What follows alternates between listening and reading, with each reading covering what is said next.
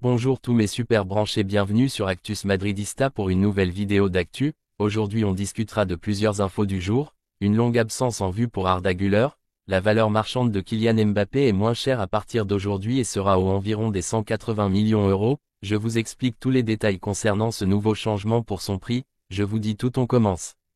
L'attaquant français a fait un clin d'œil au Real Madrid via son compte Instagram. Mbappé est à Monaco en train de profiter ses jours de congé après avoir été retiré de la tournée de PSG.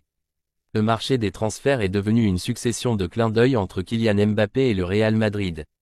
L'équipe blanche a besoin d'un attaquant garanti pour compléter son effectif et la star française est plus proche que jamais, alors cet été la rencontre tant attendue entre les deux parties pourrait enfin avoir lieu. Alors que les rumeurs se répandent, les acteurs impliqués dans le grand feuilleton de ces derniers étés jouent intelligemment leurs cartes, et Mbappé l'a fait au sens le plus littéral du terme. La dernière publication de l'attaquant français a enflammé les réseaux sociaux. Kylian Mbappé a profité de son passage à Monaco, où il a brillé avant de faire le saut au PSG, pour mettre à jour ses réseaux sociaux. La star française a partagé une série de photos via Instagram dans lesquelles il s'est représenté en train de profiter de ses jours de congé. Le clin d'œil au Real Madrid se trouve dans le dernier, où il apparaît en train de jouer aux cartes et de tout miser sur le 9. Ce clin d'œil est assez significatif, puisque le chiffre 9 est le seul à ne pas avoir de propriétaire au Real Madrid. La rumeur selon laquelle ce numéro était réservé à Mbappé a pris de l'ampleur lorsque Joselu, qui a porté le numéro 9 dans le dos tout au long de sa carrière, s'est vu présenter le numéro 14. La signature de Mbappé est moins chère à partir d'aujourd'hui lundi. Aujourd'hui, 31 juillet, le PSG doit verser au joueur 40 des 80 millions de primes de fidélité, ce qui ferait baisser son coût. À minuit, la clause unilatérale de renouvellement du talent de Bondy expire jusqu'en 2025. Le mois se referme, de nouveaux chapitres s'ouvrent dans le feuilleton Mbappé, rendez-vous régulier chaque été sur le marché des transferts. Et c'est que malgré l'arrivée de Luis Enrique sur le banc du PSG, la situation dans les bureaux du club reste toujours aussi kafkaïenne dans la relation avec sa star. À minuit aujourd'hui, la clause de renouvellement unilatéral du contrat de Mbappé expire jusqu'au 30 juin 2025. Le talent français a déjà précisé qu'il n'allait pas renouveler. De plus, aujourd'hui le club doit lui verser 40 millions € sur les 80 de la prime de fidélité si importante pour résoudre le grand mystère.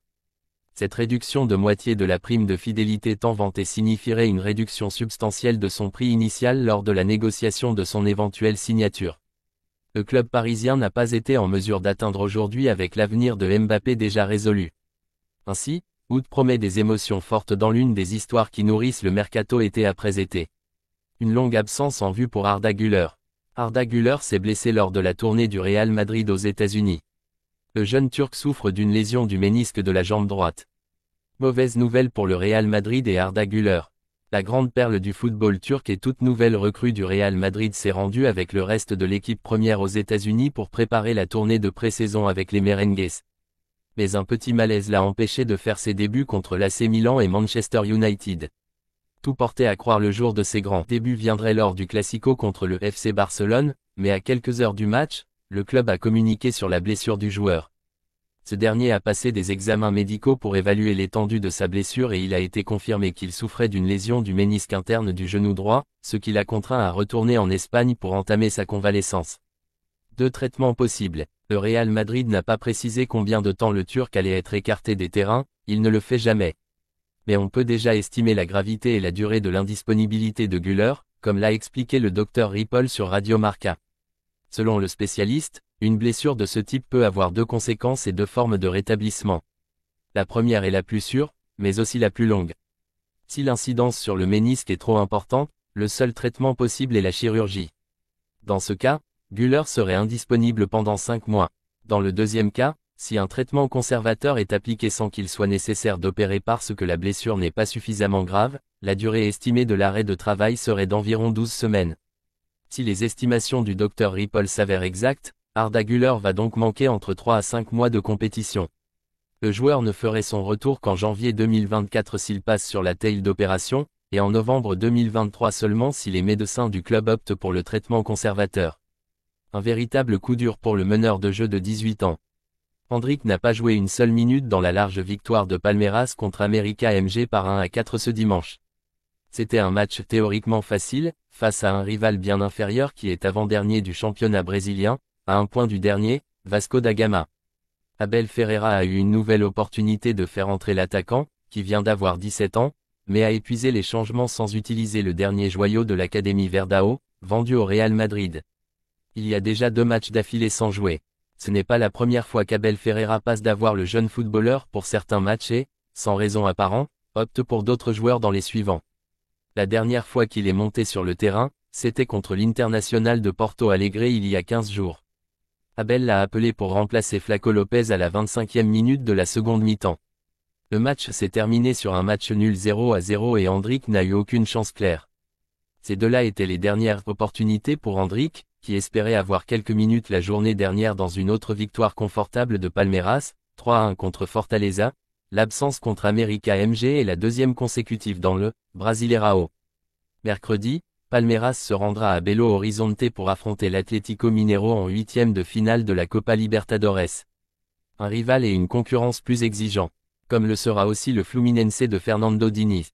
Qu'attendez-vous dimanche dans le Maracanã pour réduire l'écart de 3 points qui les sépare au classement? Carlo Ancelotti profitant de chaque instant pour commencer à tester un nouveau système tactique. Nous devons trouver un autre style. La phrase d'Ancelotti résume ce que l'entraîneur italien recherchera lors de la pré-saison du Real Madrid. Sans Karim Benzema et avec le club sans faire bouger Kylian Mbappé, l'entraîneur teste déjà un nouveau dessin en ajoutant un milieu de terrain et en soustrayant un attaquant à l'équation. Une grande partie des premières répétitions tactiques étaient dans cette direction, et que le milieu de terrain a suivi un plan de travail spécial lors de sa première semaine en tant que joueur du Real Madrid. La précaution due à la blessure au genou avec laquelle il a fermé l'année dernière a marqué son retour au travail, mais les sensations physiques étaient imbattables et il a clôturé la semaine en s'exerçant au même rythme que ses coéquipiers à chaque séance. Il souligne son arrivée au but, un aspect dont Carleto aura besoin pendant qu'il conçoit le nouveau système avec Jude comme milieu de terrain. Un nouvel arrangement également pour Luka Modric dans une saison qu'il jouera à 38 ans, pour se libérer des tâches défensives et apparaître dans les zones d'influence avec sa magie qui reste intacte. C'est le moment de la plus grande importance d'Antonio Pintus. Le préparateur physique du Real Madrid prend les commandes lors des entraînements sans ballon. Des journées de double journée dans lesquelles les courses longues, les séries de vitesse et les circuits de travail physique ont laissé le ballon sauvé. Les nouveaux joueurs du Real Madrid ont connu la dureté de la renommée qui a précédé l'entraîneur italien.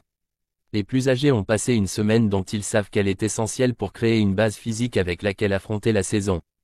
Il n'y aura pas de temps dans le cours pour terminer des séances d'entraînement si longues et si difficiles.